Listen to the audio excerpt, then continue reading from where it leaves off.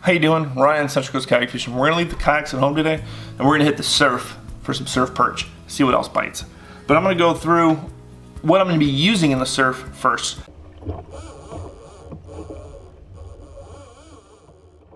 I'm gonna start with my rod and reel, and then go over to my line and all my terminal tackle. So, first thing I'm going to be using is the Daiwa BG13. Any size 2500 to 3000 size reel that you already have for bass fishing is going to work. Don't use a super expensive reel. You don't need it. It's going to be in the salt and in the sand. So try to go as cheap as possible. Or if you have an older reel, go with that. This thing has held up for years of in the surf. I just give it a quick rinse afterwards. No servicing, it's good to go. So just something that's going to hold 8 to 10 pound test and at least 100 yards to 200 yards of it. And then I use a Lamiglass X11 series, and this is a 8.5 foot rod, medium heavy.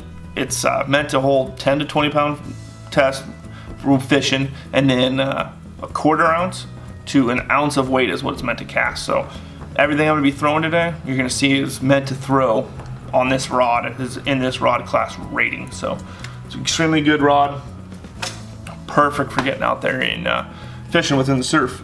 For line, I'm going to be using braid as my main line.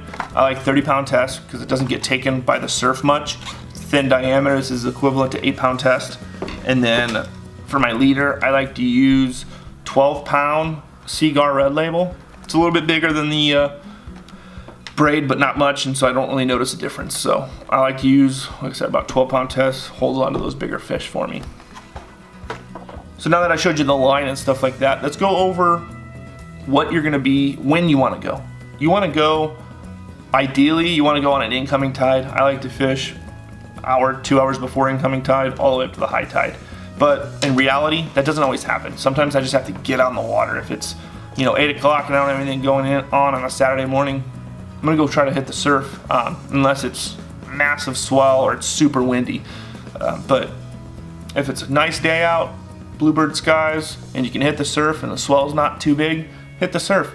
I don't like to go out if it's much bigger than like 7 foot here on the Central Coast. Obviously, if you're watching this from Southern California, like 7 foot, that's huge. Yeah, it is. So knowing your area and just knowing like, okay, I'm in Southern California, it's only gonna be about 1 foot or 2. Cool, I can go hit that. Even a 3 foot swell down there you can hit. Depending on the beach. So, and you're just looking for beaches that have a fairly steep drop off to a gradual drop off. You don't want ones that have a very slow tapering drop off that the waves are breaking 4 or 5 sets deep. Anything more than like 3 or 4 sets, you're going to start getting to the point where it's hard to cast past the sets, or you're only getting in past like the second or third. And a lot of the perch are in that second to third realm. At least in my experience, I'm only casting out to the second or third one, but some beaches are different. So it's really knowing your local beaches. Ours here on the Central Coast, from Guadalupe up to Morro Bay, San Simeon, that area, we're fishing everywhere from Oso Flaco, Pismo Pier area. All those are perfect beaches to be fishing for perch. So get out there. The go-to setup, I think, pretty much up and down the state of California, is going to be your Carolina rig. And so you'll have I'm using this line for just demonstration purposes. I don't use this normally. Anywhere from 1/4, depending on the size of the swell, to an ounce. I like to keep it around 3/4 of an ounce for my sliding egg sinker setup. And then a size 6 bead, and that's just to protect your knot, and then a barrel swivel. And then your leader, anywhere from 1 foot to 3 feet, depending on the current and stuff like that that's going on. If you have large swell, you're gonna have to use a little bit smaller of a leader. Usually I will never go this short. Usually it's at least 1.5 foot to 2 feet. And then I'll put a number size 4 or a number size 6 bait holder hook, and then put a bait on there. So this is a 2-inch big hammer grub. They come in packages just like this, a 25 count, and motor oil, Christmas tree are popular colors. And it'll catch fish day in and day out. You can also dig for sand crabs on your local beaches and put those on the same size hook. The other thing that a lot of guys use are the Berkley Gulp sandworms. These are the 6-inch version, and then just cut them down. Don't put the whole 6-inch on there unless you got some massive perch around.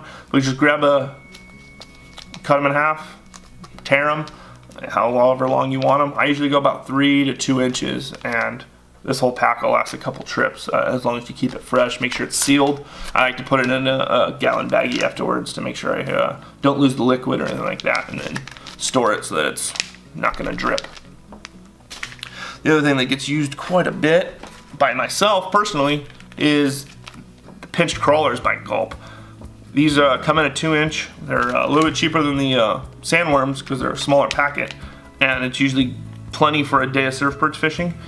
And these are perfect on that size 6 and size 4 hook. Cast that out and just give it a steady retrieve in. That'd be what works.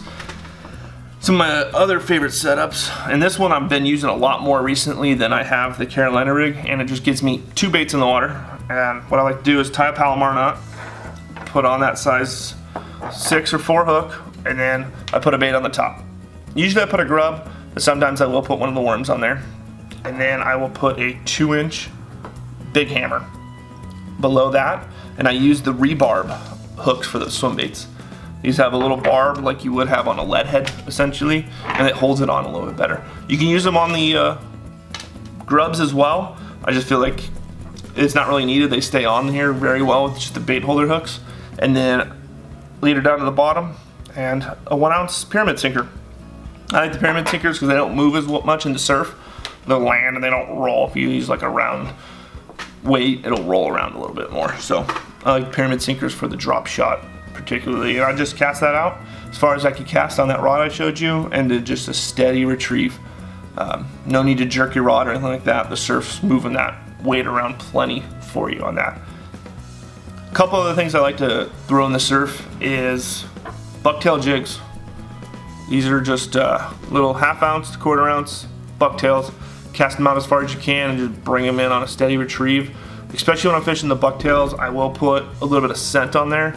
I'll just grab some Procure, either the Gulp or the Buddy Tuna, or the I think it's the shrimp scent is the other one I use quite a bit, especially in the surf.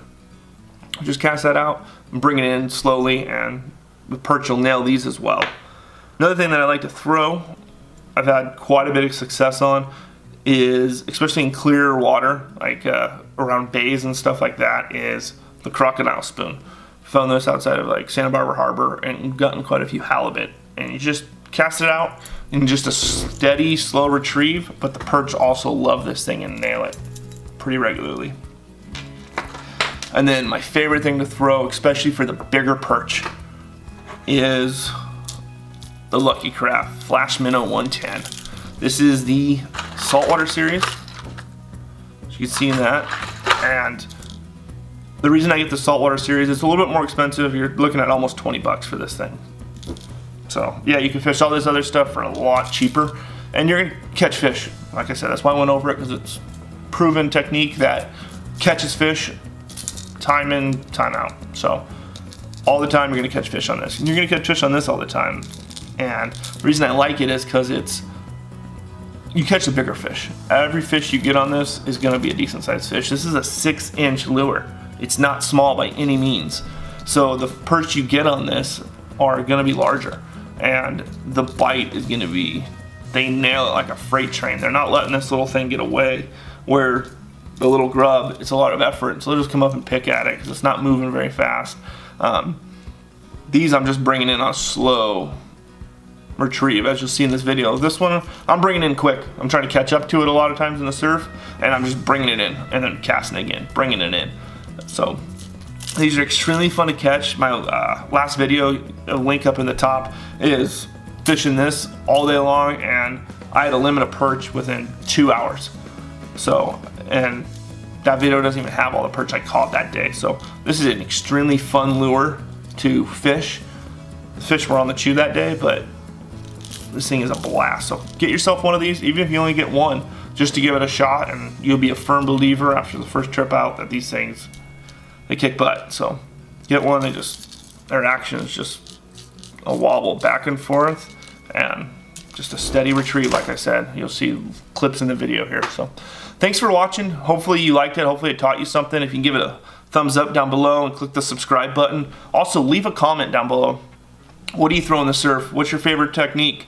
Let me hear what you're doing. I might not be doing something you're doing, and might teach me something. So please tell me what you're doing, and hopefully I'll be able to get out there and give it a try. I posted a video of this last week, and some guy said, hey, try the Daiwa minnows and give them a shot. So I ordered a couple, and I will be giving those a shot here soon next time I go out. And yeah, but can't really tell you if they're good or not. I haven't tried them myself, so I have to try them before I am gonna vouch for them. So thanks for watching. Hopefully this video taught you something, and I'll put a link down at the bottom of this video to all this stuff so that you can purchase it yourself.